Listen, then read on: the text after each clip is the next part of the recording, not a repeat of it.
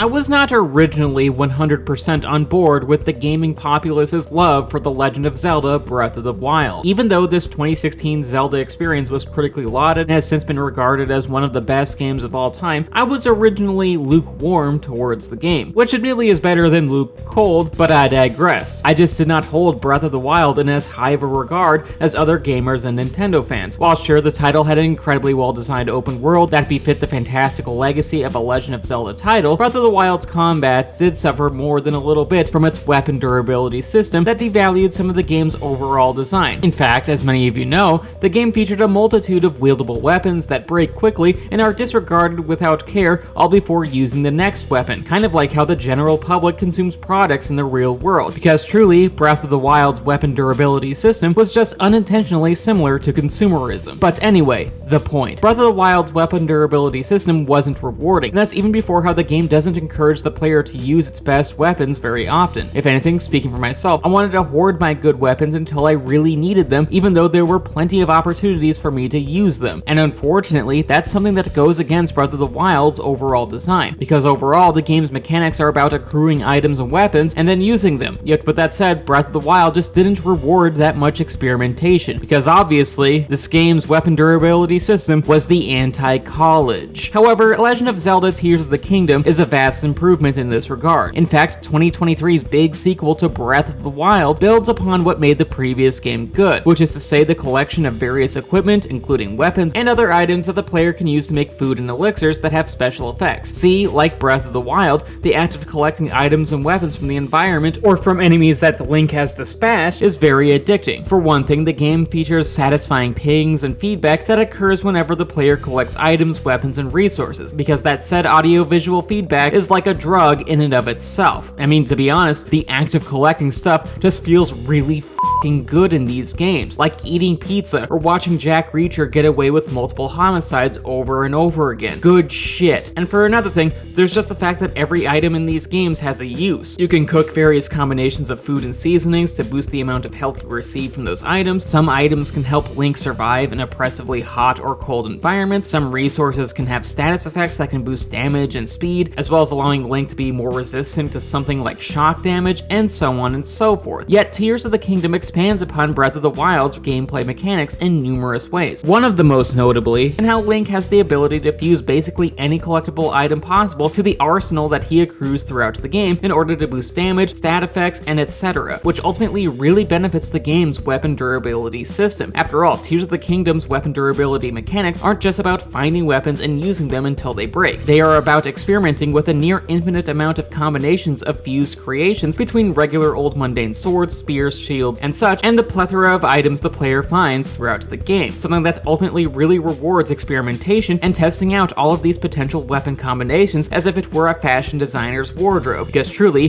beauty can be fucking deadly. And this was very unlike Breath of the Wild. As stated before, the previous game didn't reward as much experimentations with weapons, which ultimately caused me to want to hoard those said weapons and avoid using them like a dragon with its treasure hoard, or a billionaire also with its treasure hoard. But by the act of fusing weapons and encouraging customization, Tears of the Kingdom actually encourages the player to play around with the game's various weapon systems and stats, which overall enhances the core gameplay loop that was present in Breath of the Wild, i.e. the act of collecting all the shit. And for this reason alone, Legend of Zelda Tears of the Kingdom is a superior experience. It truly improves upon its predecessor here. Additionally, Tears of the Kingdom allows the player to attach items to arrows, where in Breath of the Wild, Link collected specialty arrows like bomb arrows, fire arrows, and such. Tears for Fears of the Kingdom does away with all that nonsense and instead just allows the player to attach any of their collectible items to that said arrow. Items like bomb flowers, shock fruit, light thingies that can shed light on a dark area, because obviously, and other items can boost damage and other status effects. Shit, you can attach almost anything to arrows in this game. Hell, if Pepto-Bismol existed in this world, you could definitely be able to attach it to an arrow and make some poor goblin execute Order 60 shits. Tears of the Kingdom just features a plethora of items that Link can attach to his arrows, which overall adds another dimension to the game's already satisfying gameplay conceit of collecting items, because you know, those said items now have even more use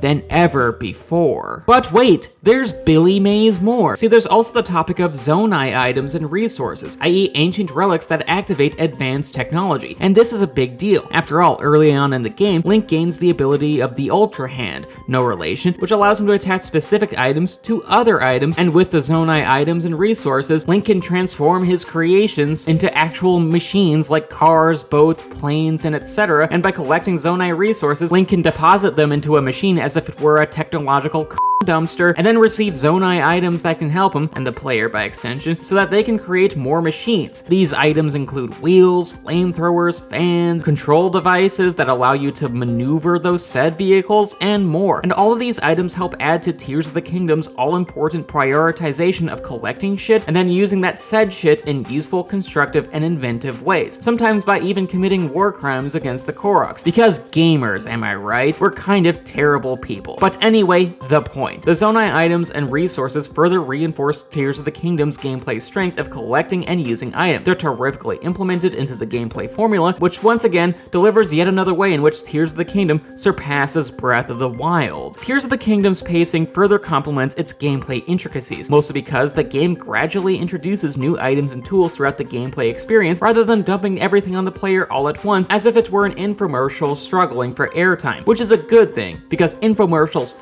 fucking suck. After all, Tears of the Kingdom is a BFG, i.e. a big game. I mean, seriously, don't let this dinky little Nintendo Switch cartridge fool you. Tears of the Kingdom is a freaking huge title, proving that it's not about size, but how you use it. And given the epic scale of this game, it's a damn good thing that Tears of the Kingdom is so well paced, which is something that it does expertly in numerous ways. For one thing, many items are found in specific areas and locales. And for another thing, new ways unique to Tears of the Kingdom, worse than Breath of the Wild, that allow the player to, well, play around with customization and the Ultra Hand tool, i.e. the earlier mentioned ability to create items by combining objects and machines with new Zonai items and such, as well as with other abilities that allow Link to interact with the environment, like Ascend, Fuse, and Rewind Time, that really add to the overall experience. All abilities that feature detail, intricacy, and nuance, all to the points that the game invents a near endless amount of unique combat encounters and ingenious puzzles that Link and the player must resolve using those set abilities. And that's fantastic because the main story, even more so than Breath of the Wild, is filled with a shit ton of variety, with dungeons to explore, underground caverns to map, geoglyphs to discover, sky islands to fly to, bosses to fight, and etc. In regards to Tears of the Kingdom, there's a lot of game in this game, and that's even before we discuss side quests like finding towers that help map out the world's environments, solving puzzles and shrines, helping a band of travelers so that they can encourage the giant fairies to come out of their flower beds, and also to help them live out a kinky sexual fantasy that only exists in my headcanon, help out newspaper investigations, and doing other more specific side quests. There's just so much to do in Tears of the Kingdom, and while on paper, some of the quests and side quests might veer towards the shopping list style of side activities that plague so many other modern open world titles, the type that you usually see in Ubisoft games, which are overly long and feature so much unmemorable busy work in them, Tears of the Kingdom's renditions of these side quests work, both because the gameplay surrounding them is just so damn memorable, because, you know, all the aforementioned different ways to approach puzzles, combat, and exploration in this title, and in how Tears of the Kingdom frequently rewards the player with more items, i.e. the game about collecting and using stuff always gives the player more stuff to collect and use. And I'm not just talking about loot chests with weapons, items, armor, and Zonai devices here, i.e. the standard kind of stuff you would expect, but rather there are other items to accrue throughout the game. Completing shrines allow the player to upgrade their health and stamina, traversing the underground means that you can accrue little soul things that you can use to exchange for specific items, exploring the caverns can also net the player machine blueprints for cars and such that they can then use with the unlockable auto build feature, which is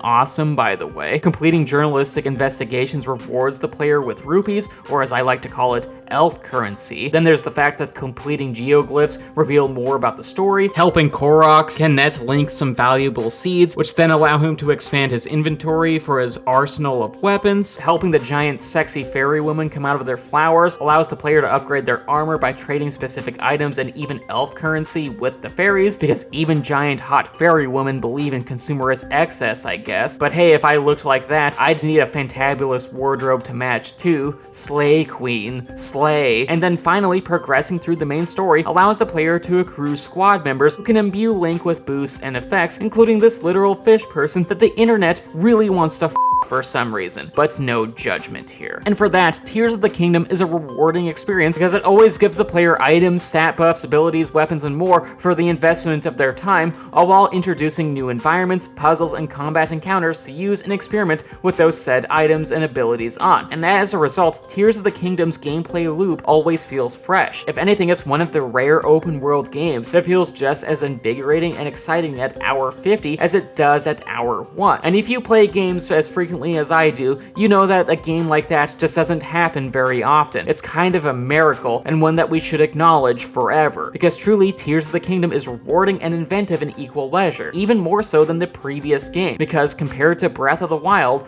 Tears of the Kingdom is the superior Zelda title.